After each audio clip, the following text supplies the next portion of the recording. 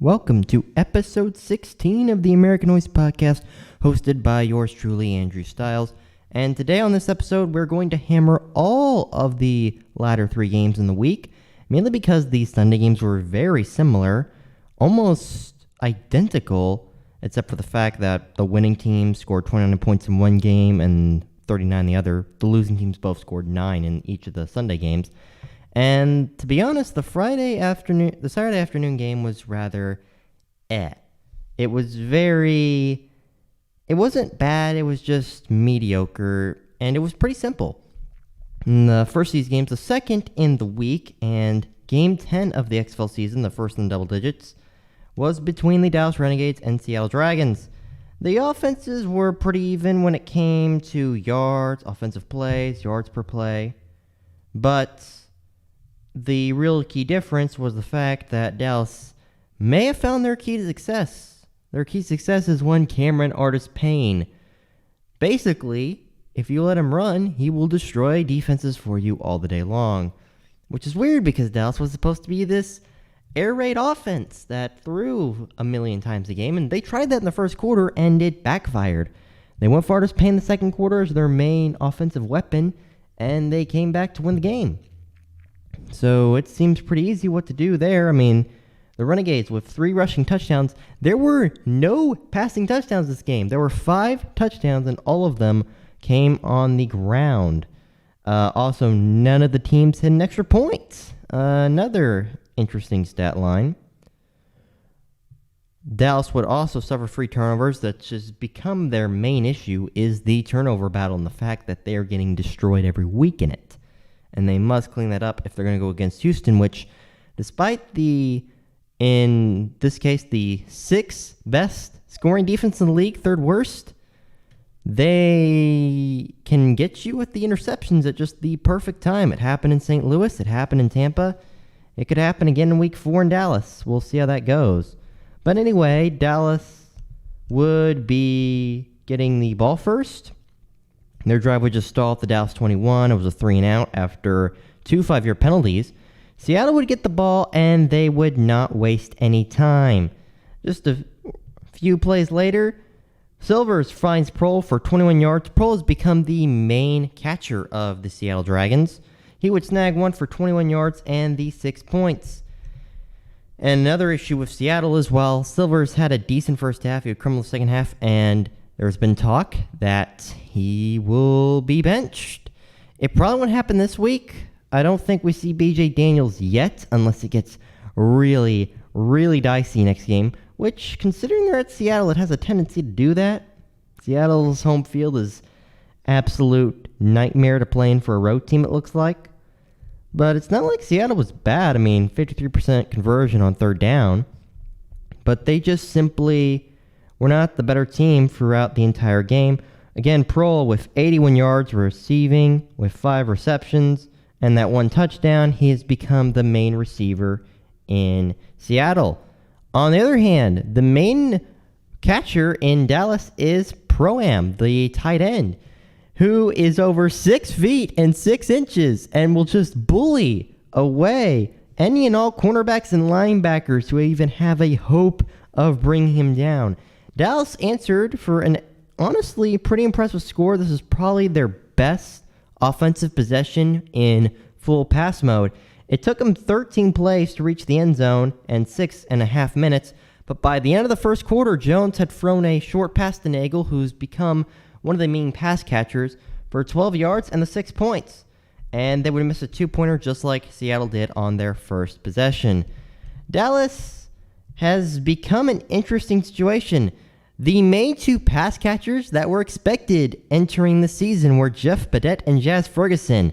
Right now, Parham, Dunbar, Nagel, and Artis-Payne all have more important roles in the offense than the 2 J's. Highly unexpected. It's just total chaos. But right now, for Dallas, it's working. They're second in the West, and they're fighting for first this weekend. Anyways, Seattle would punt. Dallas would punt. Seattle would drive down the field. They'd be at their own 43. Silvers looks deep left for more on a 1st and 10 and is intercepted by Hawkins of Dallas for a turnover.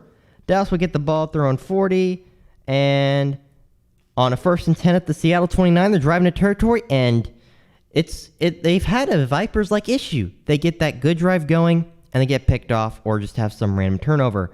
Jones would look for Nagel deep in the middle, and right at the end zone, it was intercepted by Egwabulke. So, back-to-back possessions, one for each team, ending in an interception. Seattle would get the ball and would score a touchdown on it. It would take them 8 plays to get 88 yards down the field. The strike was a 1st and 15 from the Dallas 19. Silvers would look deep middle for Pharaohs and would find him for the 6. And it was 12-6 Seattle. Of course, a 2-point missed.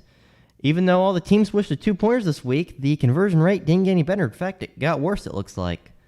At least for this game.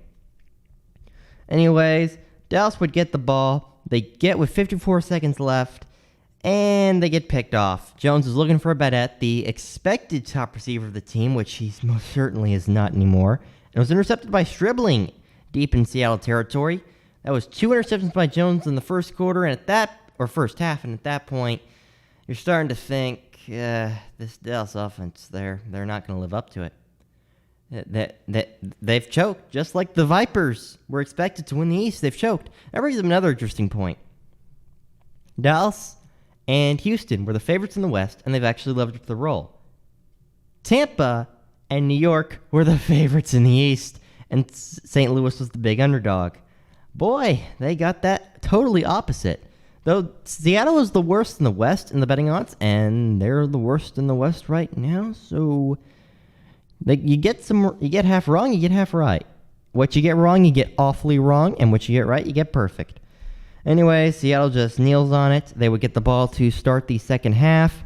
Would get a long drive, but would have to take a 4th and 3 at the Dallas 35 with 9:46 left in the third. They go for it, and Silvers gets a 3-yard sack for his efforts. Dallas's defense, again, was pretty good. They gave up 2 touchdowns, and that was it. That is definitely the strength for their team. They're, in fact, the best scoring defense in the league. Good luck keeping that after you face Walker, the destroyer of defensive coordinators. Dallas would get the ball, would take 12 plays to get 62 yards, so about 6 yards a play or so.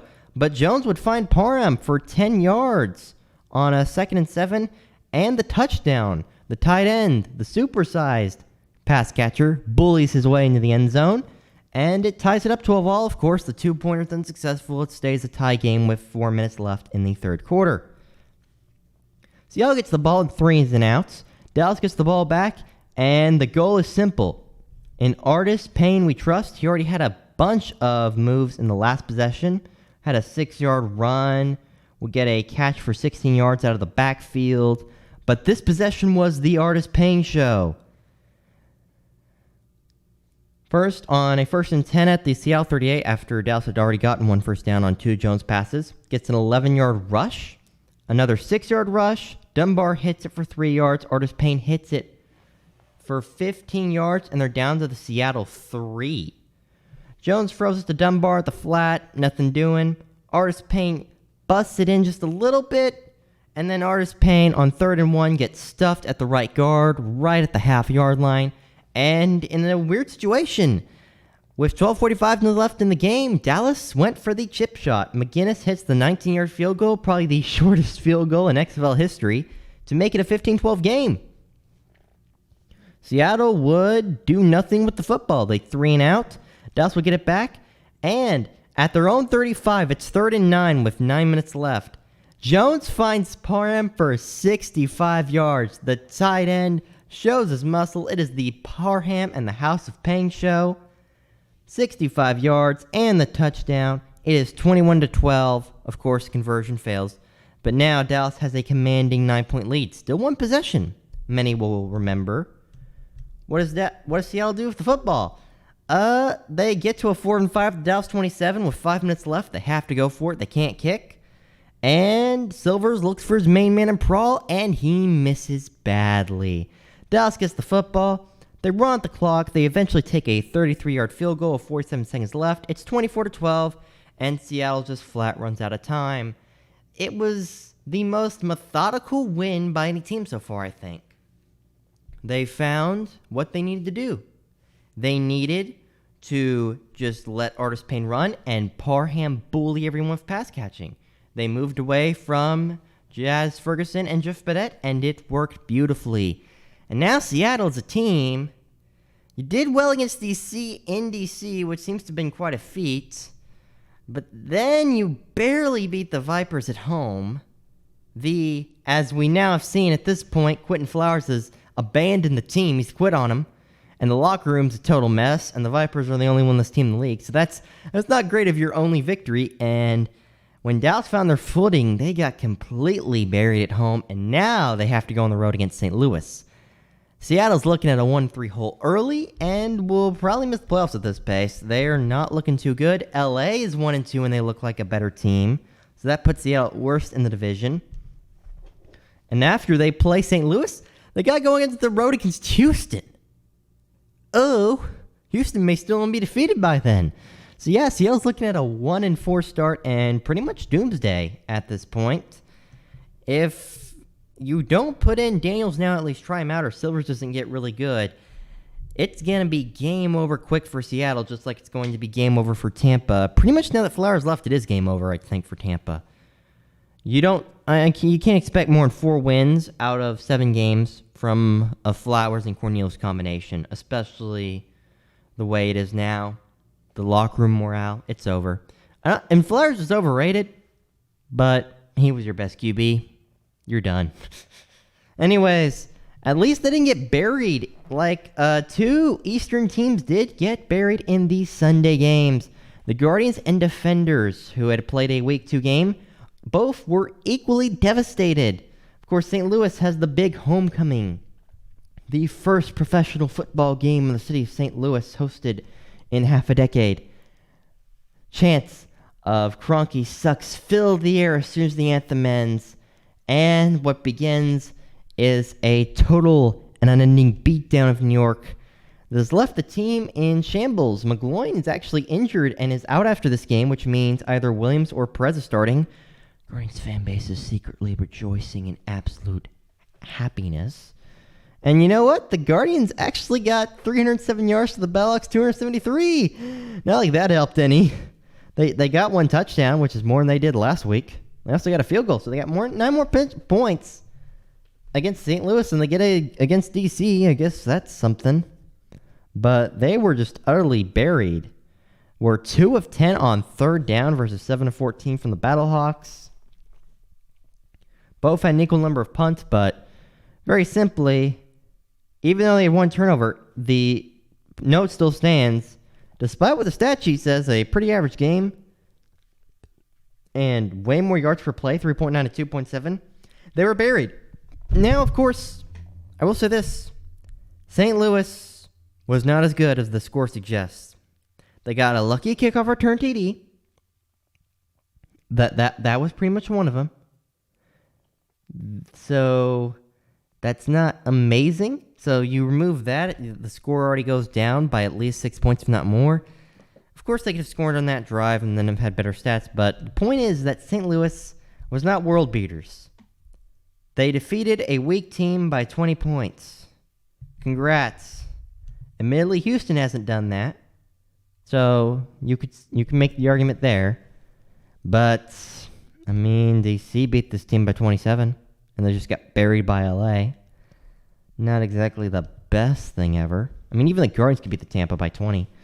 But anyways, St. Louis got the ball first possession, and it took 3 Matt Jones rushes to get the ball from the St. Louis 28 to the New York 14, and then Michael would run it all on 1 play the rest of the way. 4 plays, 72 yards, less than 2 minutes, 6-0. 2 points unsuccessful, but the crowd's going nuts. It is 6-0 St. Louis.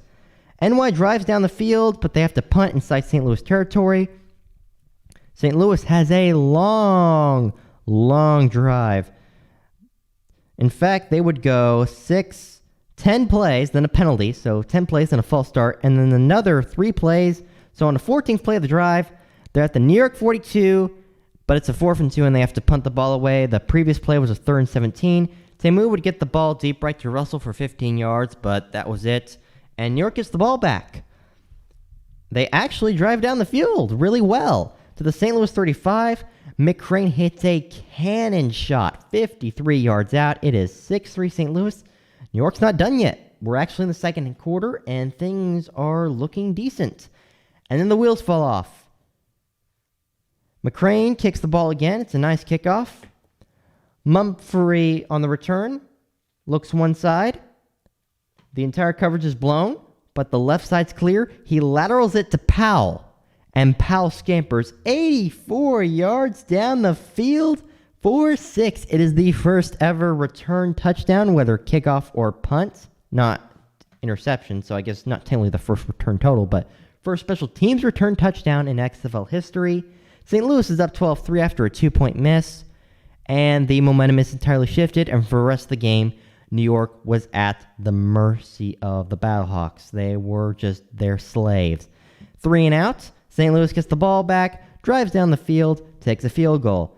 New York, 3s and outs. St. Louis drives down the field, gets a touchdown via Matt Jones and a 2-point conversion via Adam Russell to take us to the end of the half after New York drives down to the St. Louis 27, and McGloin gets intercepted by Robinson.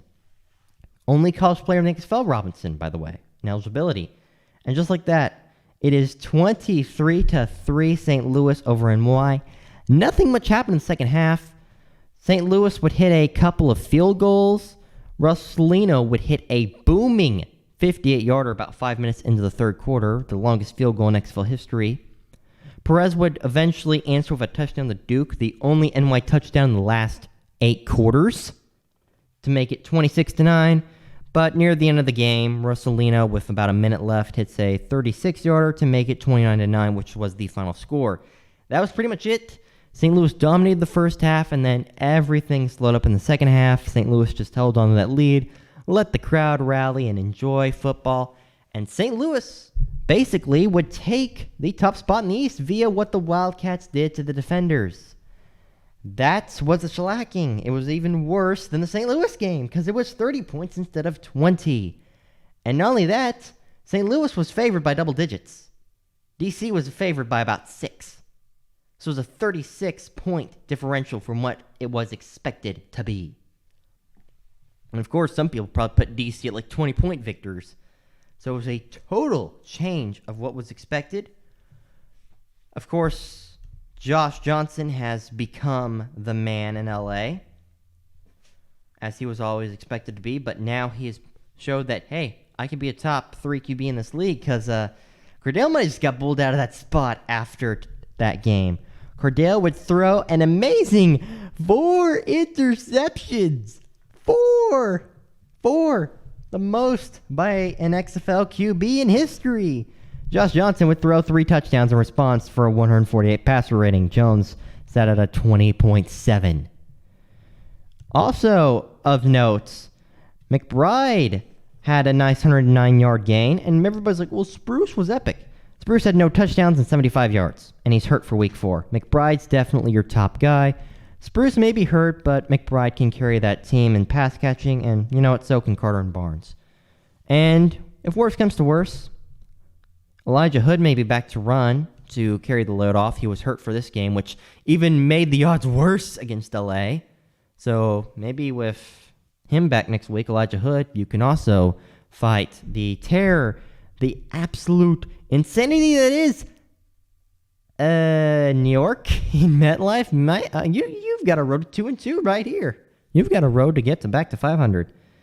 Anyways, the Defenders had 290 yards of offense. That was undone by a record 5 turnovers. Again, turnover battle is so important unless you're Dallas. And if you're Dallas, you can just skate by it somehow. But 5 turnovers, the most in XFL history by one team in a game.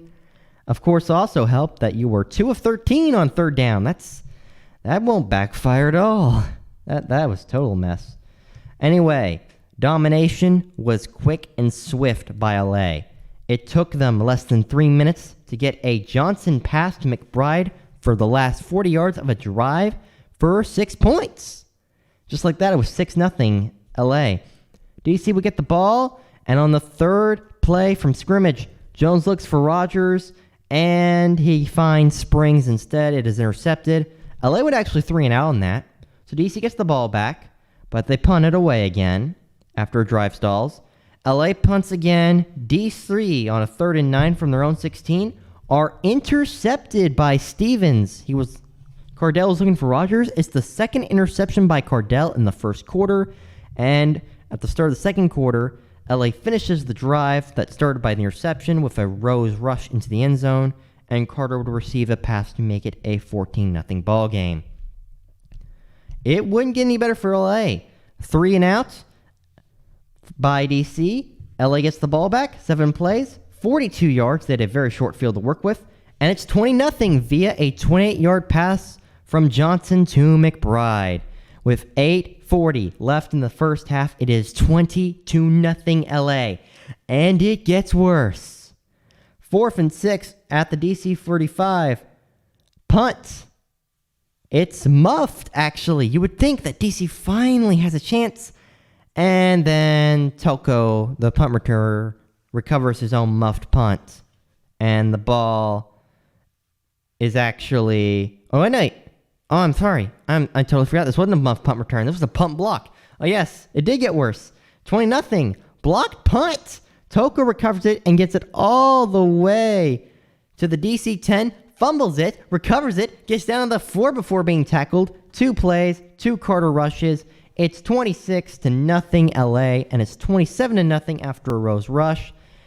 And the half's still not over. They actually... DC 3s and outs. LA 3s and outs. DC actually built a 7-play drive to get a field goal. A 32-yarder by Rosa.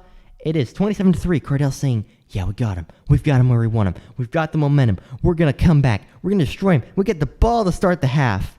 And a 3rd and 19 from the LA 36. Cardell's looking deep right. He's going to convert. He's going to get this done. He's going for the end zone. He's going for Rocket Ross. This is how they get back in the game. This is how they're going to get back to at least within 18 points, maybe even 15. And it gets picked off by Toko. Oops. DC gets a long 96-yard drive, which only took 7 plays. A Johnson pass to Carter for 18 yards means LA racks up yet another touchdown on the board and make it 33-3. And DC's touchdown differential, that was at, what was it again? 5 or 4 before the game, is now at a total of 0. Oops. That's not good. Anyways, no, it's actually, is it at 1? It's at -1. And we get to -2, it'll eventually go down to -1 after this. But DC had the best TD differential in the East, and now they're in the minus ratio because of this game. DC gets the ball. They have a huge drive down the field. Cardell's not done yet. He's fighting. He's grinding. It's the 13th play of the drive. 4th and 20 at the LA 21. They're going for the end zone. He's looking for Polka, and it's picked off by Stevens. Same old song and dance. 4 interceptions in 3 quarters by Cardell Jones. LA gets the ball, 94 yards, 7 plays again. Carter runs the ball for 20 yards right at the edge of the red zone. Touchdown LA. It is 39-3. DC would actually get the ball back and get a touchdown off of it. Mainly because Cardell wasn't in the game. He was replaced by Jackson, who would actually leave the defenders down the field for their only touchdown of the contest to make it 39-9. As Brosette got a 38-yard run, which is literally the only highlight of the DC contest for them. They would, of course, onside kick, and it was recovered by LA, who 3 and outed. Okay, that's something. I mean, you only have like 5 minutes left in the game. DC eventually has to punt it away again. LA 3 and outs. DC runs the ball, but they just run out of time. And just like that, that's it. Ball game. 39-9. It could have been 39-3. Ooh. And DC, which looked like for many teams the 1 or 2 team in the league, is falling down to 3rd to 4th, and in some cases 5th, below both Dallas and LA, to 5th in the power rankings. Oops. So, what's DC's next stop? Well, they get a perfect rebound game. They get to face Tampa. That's the perfect win. Tampa without Flowers, who have Cornelius as a starter and Murray's a hurt backup. That if you lose that game, I mean, it's not like anybody's going to pass you. Tampa won't pass you with the way things are. And it's not like New York is. Seattle's got the easy division. I mean, if DC looks the way they continue to do on the road, New York's, of course, just a total dumpster fire. Tampa Bay is falling apart. You've got a surefire shot at the championship game because you've got that semifinal game at home. Of course, that championship game you might have to be at Houston, so that's not great. But you can prepare 2 months for that at this point. Of course, then you'll probably choke somehow. But anyways, as it stands right now, Seattle's the verified East favorite. They have the tiebreaker over DC rather easily at 2-1. Those teams do face it Week 5 at Audi Field in DC, so the Defenders have that to look forward to. They can get past Tampa. Seattle's probably going to get past Seattle easily. In the West, LA is probably going to pass Seattle permanently this week and beat the Guardians while the Dragons fall to the Battlehawks for the third place spot. And we'll probably be sitting back either tied with Dallas for the second position or one game back of both Dallas and Houston after the Texas Throwdown on March 1st. Between Houston and Dallas, the verified game of the week. And it's on FS1. Of course it's on FS1. It's always the best game of the week on FS1. But anyways, that's it for this week in the AmericanNoise podcast. The picks are simple. We've gone 3-1 every week. We'll probably miss a game again. We're going Wildcats, Battlehawks. We're going to go against the grain here. We're going Renegades. I'm going to regret this. I'm going with my hometown team. I'm so going to regret this. And then finally, that's probably the game I'm lose because I'm always going to go 3-1 every single week. And finally, the Defenders. Anyways, that has been this episode 16, a bit of a supersized one. Wanted to finally get this one out eventually. And we will see you next week to discuss what will probably have been yet another unpredictable week where one team just utterly collapses for no reason. I mean, week 1 was Tampa. Week 2 was New York. Week 3 was DC. You know, there's an Eastern pattern here. That means St. Louis is next in week 4, isn't it? Well, that'll be interesting to look forward to. Anyways, see you next time.